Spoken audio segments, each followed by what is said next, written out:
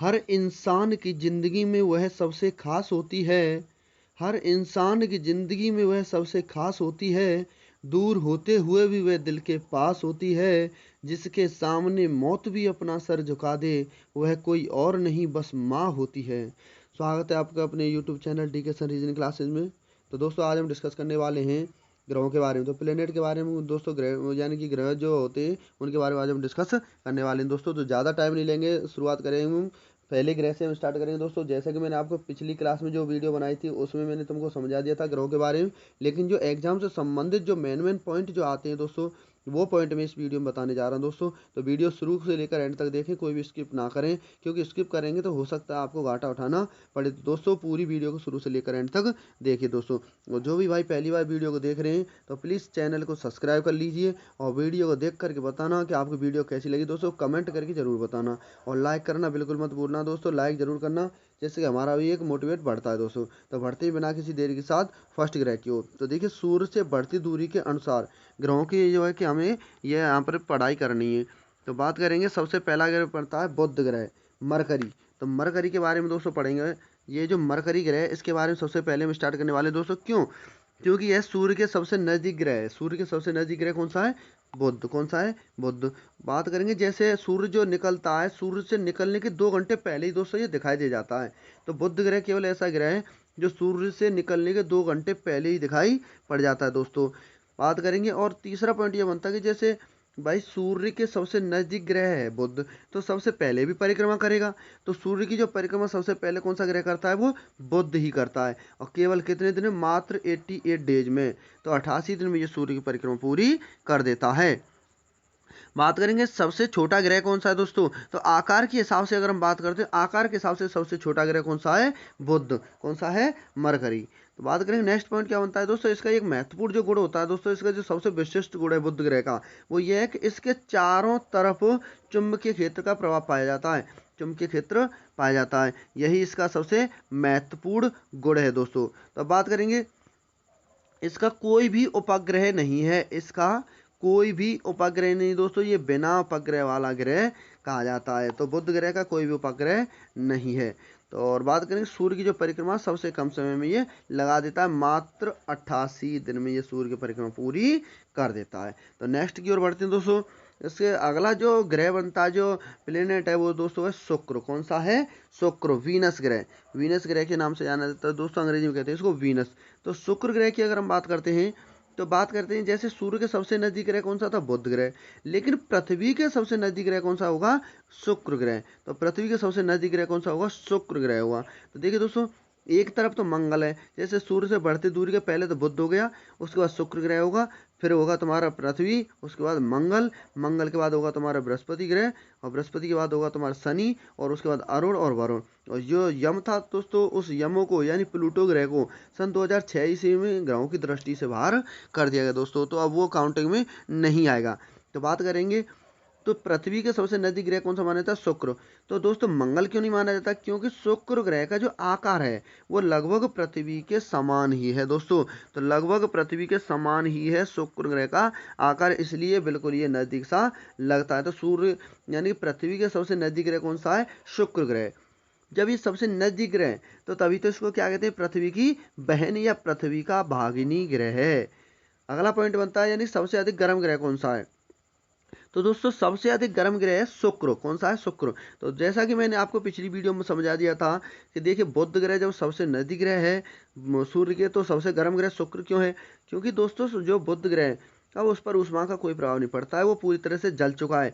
इसलिए अब जो ऊष्मा है वो किस पर जाकर के पड़ती है? शुक्र ग्रह पर। किस पर? वीनस पर। तो जब वीनस पर यह ऊष्मा पड़ती है, तो वीनस का जो एक महत्वपूर्ण गुण ये होता है कि ये वन वे का काम करता है। वन वे का अर्थ ये होता है कि एक तरफ से ऊष्मा ले तो लेता है, लेकिन उसको निष्कासित नहीं करता, निकालता नहीं है। जब उसमें ऊष्मा इकट्ठी हो जाती है तो सबसे ज़्यादा गर्म होता है दोस्तों। तो बात करेंगे, जब सबसे ज़्यादा गर्म होगा तो दोस्तों सबसे ज़्यादा चमकेगा भी। तो सबसे अधिक चमकीला ग्रह भी शुक्र ग्रह को ही कहते हैं। अब बात करेंगे दोस्तों भोर का तारा और सांझ का तारा।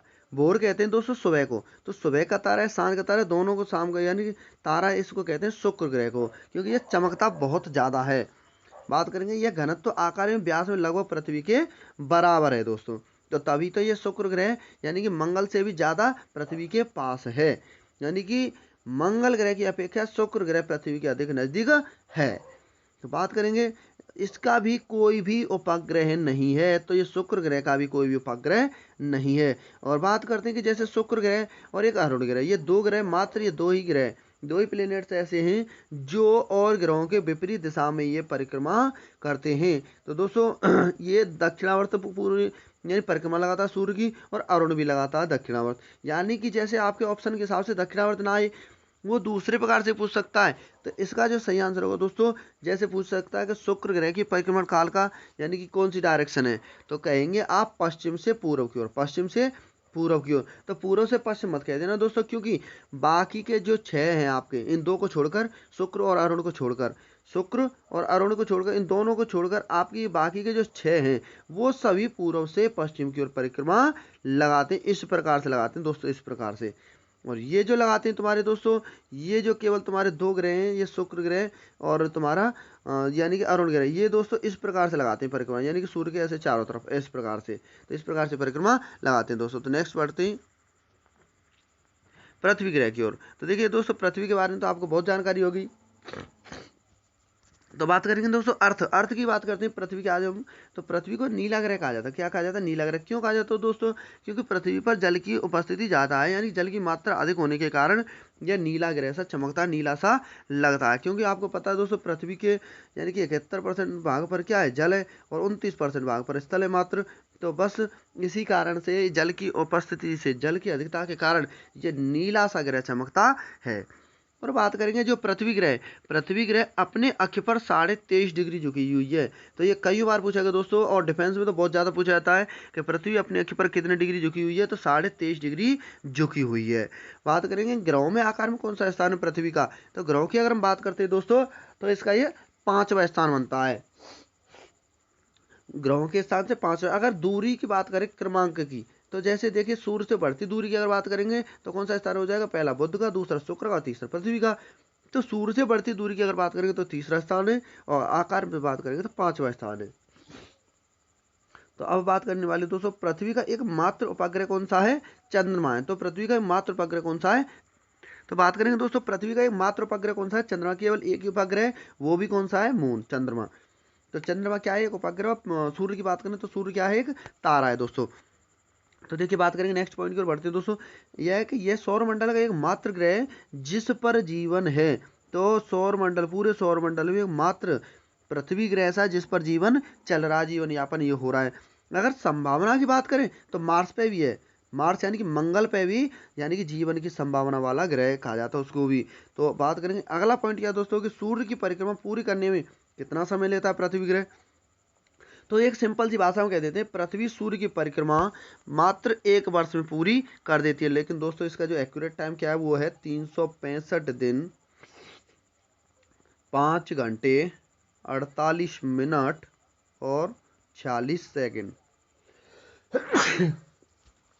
46 सेकंड दोस्तों, ये इसका एक्यूरेट टाइम है। तो 365 दिन, ये 1 वर्ष हो ही गया, ये 5 घंटे 48 मिनट 40 सेकंड, ये टोटल मिलकर के लगभग अप्रॉक्स की बात करेंगे तो 6 घंटे बन जाता है दोस्तों। कितना बन जाता है? 6 घंटे बन जाता है। तो बात करेंगे अब इससे आगे, जब ये पूरे 1 साल में यानी कि इसके चक्कर काट देता है, तो बस उसी के आधार पर चलेंगे, यानी कि जो 365 दिन 6 घंटे में पूरा चक्कर लगा देता है। अब देखिए बहुत ही ज़्यादा महत्वपूर्ण पॉइंट आने वाला है, लास्ट पॉइंट है जो पृथ्वी के आधार पर, जब मैं पृथ्वी के बारे में स्पेशल पढ़ाऊंगा आपके लिए, तो उसमें और ज़्यादा पॉइंट बताऊंगा। तो जैसे सूर्य से और पृथ्वी तक की, सूर्य से और पृथ्वी तक की जो बीच की दूरी है, उसको क्या कहते हैं? खगोलीय इकाई। क्या कहते हैं? खगोलीय इकाई के नाम से जाना जाता है दोस्तों। तो बात करेंगे और नेक्स्ट मंगल ग्रह की ओर। तो बात करें मंगल, मार्स ग्रह की बात करेंगे दोस्तों। तो ये जो मंगल ग्रह है, इसको लाल ग्रह के नाम से जाना जाता है। किस ग्रह के नाम से? लाल ग्रह के नाम से। क्यों पाया जाता है दोस्तों, क्यों कहा जाता है इसको? क्योंकि मंगल ग्रह पर आयरन ऑक्साइड की मात्रा अधिक पाई जाती है। तो आयरन ऑक्साइड के कारण ये लाल ग्रह कहा जाता है। तो दोस्तों ये कईयों बार पूछा गया क्वेश्चन, बहुत ही ज़्यादा बार पूछा गया कि मंगल ग्रह को लाल ग्रह किसके कारण होता है, यानी मंगल ग्रह लाल ग्रह यानी लाल रंग के किसके कारण चमकता है? तो दोस्तों आयरन ऑक्साइड के कारण चमकता है। तो जैसा कि मैंने तुम्हें बताया था, यानी कि पृथ्वी के अलावा कौन से ग्रह पर और जीवन संभव है दोस्तों, तो बात करें मंगल ग्रह पर भी संभावना है। तो ये भी आ सकता है कि यानी पृथ्वी के अलावा और किस ग्रह पर जीवन यापन संभव है, तो दोस्तों वो कौन सा होगा, मंगल होगा। कौन सा होगा, मार्स। बात करेंगे सौर मंडल का सबसे बड़ा जो ज्वालामुखी है वो इसी पर मंगल ग्रह पर स्थित है, जिसका नाम है ओलिपस मेसी। ओलिपस मेसी जो सौर मंडल, पूरे सौर मंडल का सबसे बड़ा जो ज्वालामुखी है वो ओलिपस मेसी है। वो कहाँ स्थित है, मार्स पर। कहाँ, मार्स प्लेनेट पर, यानी मंगल ग्रह पर स्थित है। और बात करते हैं सबसे ऊंचे पर्वत की। अगर पर्वत की बात करेंगे दोस्तों, वो कौन सा, निक्स ओलंपिया, जो कि माउंट एवरेस्ट से भी 3 गुना ऊंचा है। तो निक्स जो ओलंपिया दोस्तों वो कहाँ स्थित है, वो भी मंगल ग्रह पर स्थित है। जो निक्स ओलंपिया सबसे ऊंचा पर्वत है। और बात करेंगे, आप जैसे कहेंगे कि सर हमने तो माउंट एवरेस्ट पढ़ा है, तो दोस्तों माउंट एवरेस्ट भी सौर मंडल का नहीं है। सौर मंडल का सबसे ऊंचा पर्वत है निक्स ओलंपिया। आगे बात समझ। अगर क्वेश्चन आता है विश्व का सबसे ऊंचा पर्वत या विश्व का सबसे बड़ा पर्वत कौन सा है, तो माउंट एवरेस्ट होगा। लेकिन आता है सौर मंडल का सबसे बड़ा, तो कौन सा आएगा, निक्स ओलंपिया। तो माउंट एवरेस्ट की जानकारी के लिए मैं बता देता हूँ दोस्तों, माउंट एवरेस्ट की जो ऊंचाई है वो है 8,848 मीटर की। 8,848 मीटर की है। और सोचो दोस्तों, इस ऊंचाई से भी वो 3 गुना ऊंचा है निक्स ओलंपिया। अगर इसमें आप 3 का मल्टीप्लाई कर देंगे तो इतना ऊंचा है निक्स ओलंपिया दोस्तों।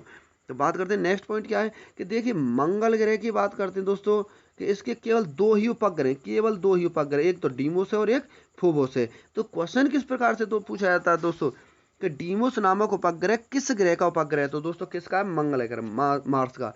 फोबोस नामक उपग्रह किस ग्रह का है, तो मंगल का। कौन से का, मंगल का।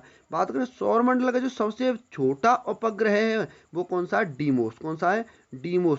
डीमोस नामक जो उपग्रह जो कि मंगल ग्रह का उपग्रह है, वो सौर मंडल का सबसे छोटा उपग्रह कहा जाता है दोस्तों। तो बात करेंगे दोस्तों बृहस्पति ग्रह। तो बृहस्पति ग्रह के बारे में बात करने वाले हैं दोस्तों। बृहस्पति तो जुपिटर है, या इसको अंग्रेजी में कहा जाता है जुपिटर। तो सौर मंडल का, पूरे सौर मंडल का सबसे बड़ा ग्रह यही है, बृहस्पति ग्रह। जुपिटर ग्रह को सौर मंडल का सबसे बड़ा ग्रह के नाम से जाना जाता है। इस पूरे सौर मंडल का सबसे बड़ा ग्रह कौन सा है, जुपिटर। और जब सबसे बड़ा है दोस्तों तो सबसे अधिक भारी होगा, तो सबसे अधिक भारी ग्रह भी कौन सा होगा, बृहस्पति होगा, जुपिटर होगा। और बात करेंगे सूर्य की परिक्रमा सबसे ज्यादा समय में लगाता है 12 वर्ष में। सूर्य की परिक्रमा कितने समय में लगाता है, 12 वर्ष में लगाता है। और बात करेंगे इसके 63 उपग्रह, कितने उपग्रह, 63 उपग्रह, जो कि सबसे अधिक है, इसके बराबर किसी के नहीं है। और यह अपनी दूरी पर चक्कर लगाने में सबसे कम समय लेता है, मात्र 10 घंटे में अपनी दूरी पर चक्कर लगा देता है।